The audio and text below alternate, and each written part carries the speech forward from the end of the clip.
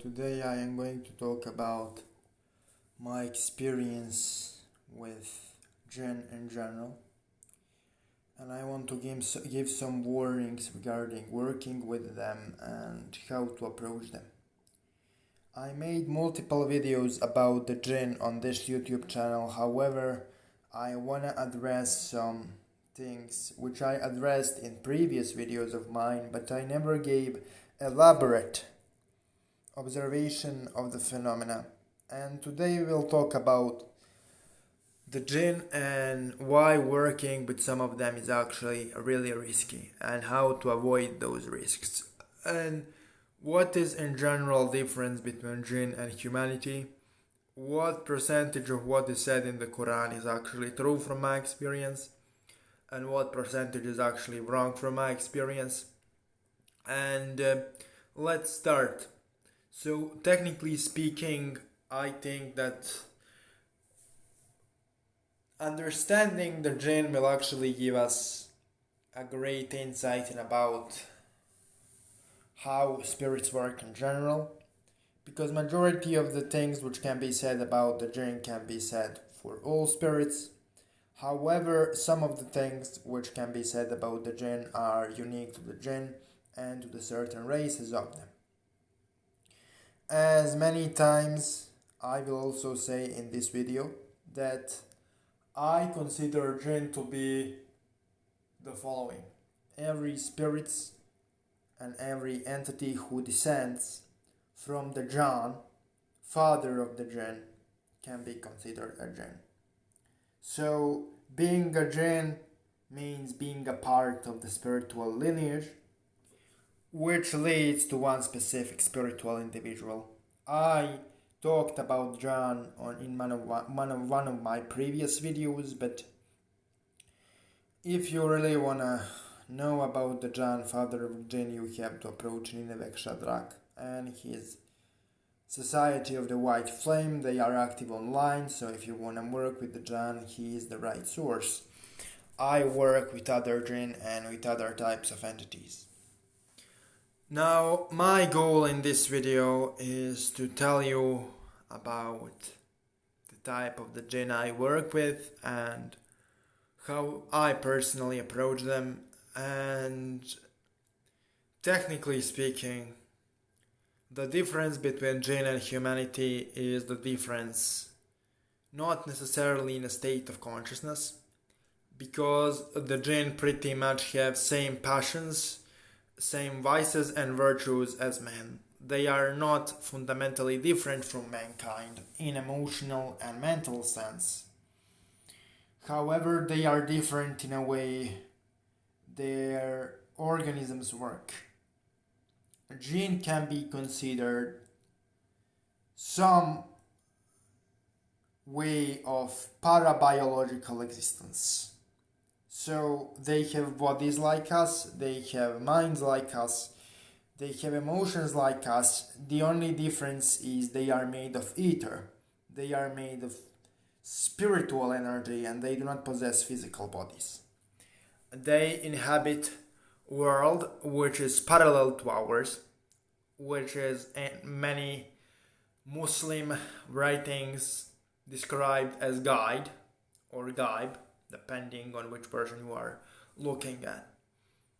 They have cities, empires, courts, they have wars, they have alliances, they have marriages. They are pretty much similar to humanity. And in a sense, they also have religions, they have customs, they have cultures, they have different philosophies, they have different sub-races, they have different ways of viewing the world, from a tribe to a tribe. But to the Jinn, what we know as magic is the same. So technically, we use technology to solve problems. Jinn use magic to solve problems. What is technology to us? It is magic to the Jinn. Jinn use magic for the same things human use technology for. And this implies that Jinn are not reliant on technology. They are reliant on magic. They are reliant on sihr. And since Jinn are etherical beings, they technically use magic for literally everything. And they define magic as wielding subtle astral energies to obtain physical results. That's how they define it. Different races and subtypes of the Jinn have different ways of magic they teach and different currents of energies they wield. And in this video we'll talk about specific type of the Jinn, which is the most famous. I think unfortunately, because Jinnic civilization and Jinnic cultures and races are much more diverse than this most famous type of a Jinn, and by far most famous type of a Jinn are the Shayateen, the soldiers of Iblis. However, they are not most numerous of the Jinn, and they are not the most powerful of the Jinn. They are simply the most famous of the Jinn because how they behave fitted into political agenda of the certain group of individuals who lived in a 6th century of the Common Era. So, when I describe the Jinnic world and the Jinnic works, you need to be aware that I'm talking about much more than Shayateen. Okay, Shayateen are the most famous of the Jinn, generally speaking, but they are not the most powerful, and they are not the most numerous. So, I mostly work with marids, but that's entire discussion altogether. Now, I need to kinda go into free rant about the Jinn here. And I need to say 3 things. I need to debunk 3 common misconceptions about the Jinn. First, not all of the Jinn serve Iblis Shaitan, right? Iblis, together with all of his associates, which means 6 Jinnic kings, Paimon, Azazel, all of those high Jinnic chiefs, which rule over the Shayateen and other associated Jinn, rule maybe over 10% of the Jinnic population. The rest is either ruled by somebody else or it is comprised from different independent factions. If we count all of the diplomatic alliances which Iblis possesses and all of his allies, all of his armies, he rules maybe 10%, together with all of his allies. Now, 10% of the entire Jinnic population is still an enormous number, because Jinn are much more numerous than humanity. But still, it's far from the majority. Majority of the Jinn are mostly unfamiliar to man, and majority of the Jinn are completely absent from any religious scriptures or books, and they are pretty much untapped territory. So, that's the first misconception.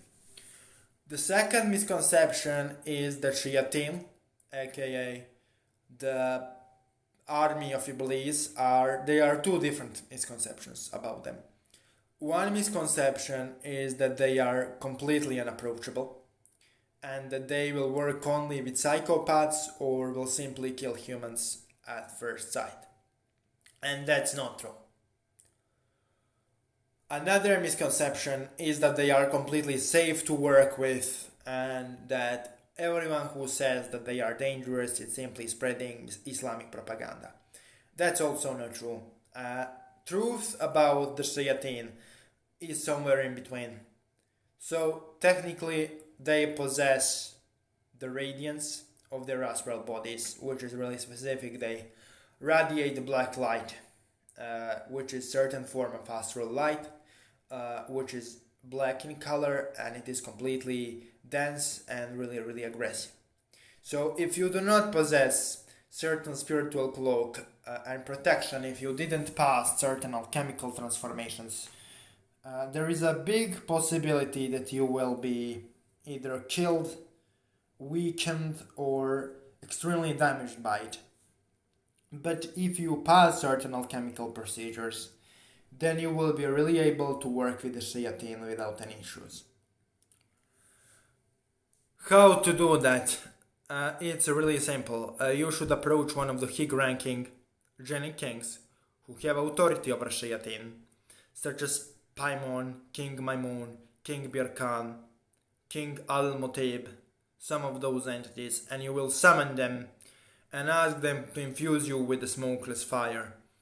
After that infusion, you will be able to absorb the black light radiated by shayateen, and it will actually empower you, it will not weaken you.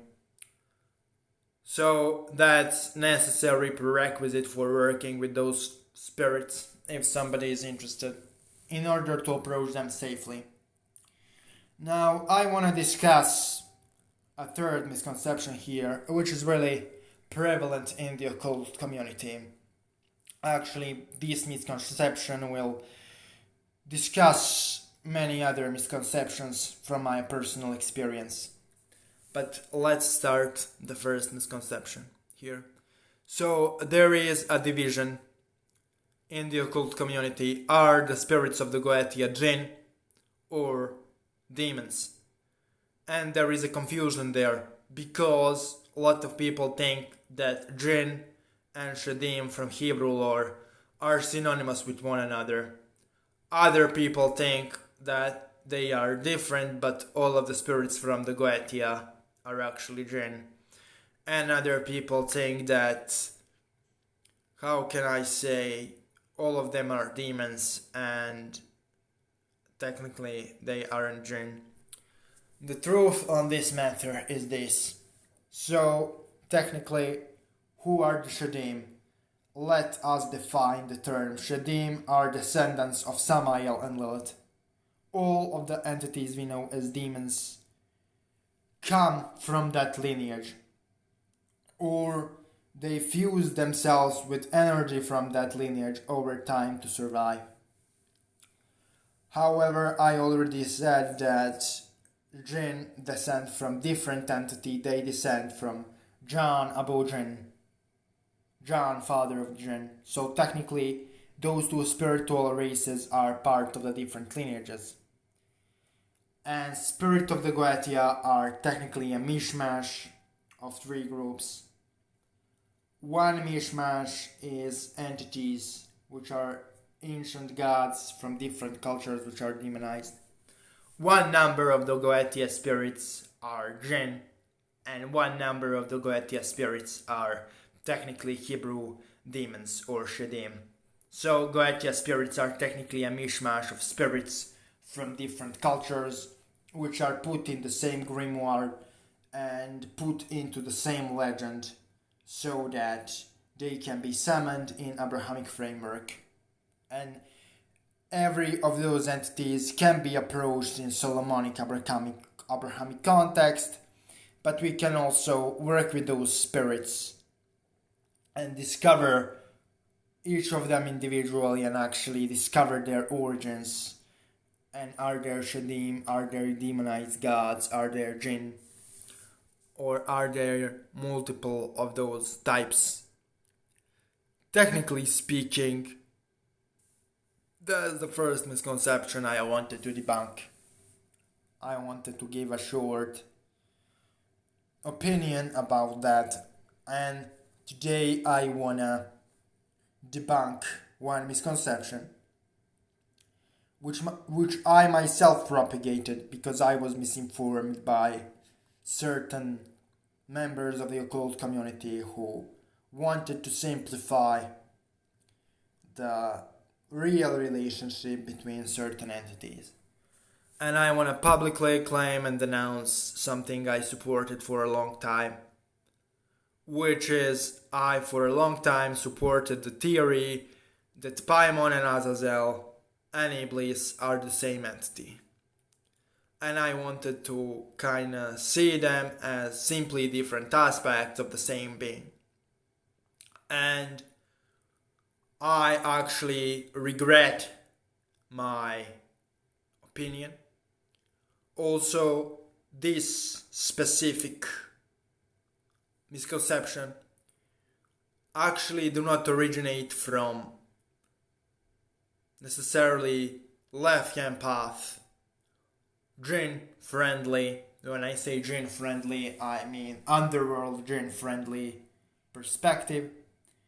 This misconception originates from mostly Islamic ulema, Islamic sources, and the goal of this misconception is to indirectly present Paimon, Azazel, and Iblis as evil, because we know that Iblis has extremely controversial reputation. So if you associate Azazel and Paimon together with Iblis in the same cluster, you will technically manage to demonize all three of them. And you will technically manage to throw them all under the bus really quickly and put working with them out of the discussion for a long time. And another source for this misconception is actually certain oversimplification and misinformation propagated by certain magicians who simply didn't bother to investigate on their own deeply through work with those entities what is the case here. So technically I will give you my personal gnosis on the matter here. I stand behind my opinion, and I will not change my opinion unless proven otherwise by practically applicable rituals or legitimate original source which can be historically verified. If somebody doesn't offer me evidence from one of the two ways I presented, I will stand behind my opinion. So my opinion is the following. Azazel, Paimon, and Iblis are completely separate spirits with separate knowledge to teach and separate agendas. However, they are connected to the same current of energy, and they are part of the one bigger consciousness, and they kinda are part of that same hive mind. However, from practical point of view, they are completely separate and they should be approached as such. Now, I will mostly talk about Paimon here because with him I have the most experience by far. Not only are Iblis and Paimon separate entities, they technically come from the different spiritual lineages. They have different parents and really different family history. They have been through really different times and circumstances during their long existence. They also teach really different knowledge, and their personality is really different. As much as Iblis and Azazel are different from one another, or Iblis and Paimon are different from one another, Azazel is much more different from both of them. Azazel is the only character out of the three who was actually originally something more like an angel. Azazel was actually a watcher. Iblis and Paimon were never watchers, they were always Jinn. So you can clearly see that we talk about three different characters here, which have completely different origins and teach completely different knowledge. And really attempt to simply present them as aspect of one and the same guy is a misconception started by Islamic sources and later misinterpreted by certain aspects of the life and path community. They are connected to the same energy field, but it doesn't make them the same. I will be a little bit sharp here and I will say that millions and millions of people are connected to the same energy field. Yet it definitely doesn't deny that they are indeed different individuals. And this is all I wanted to say in this video. I really wanted to give you my thoughts regarding certain questions related to the Jinn, difference between Jinn and demons, and actual relationship between Paimon, Iblis and Azazel. Thank you for watching and see you tomorrow.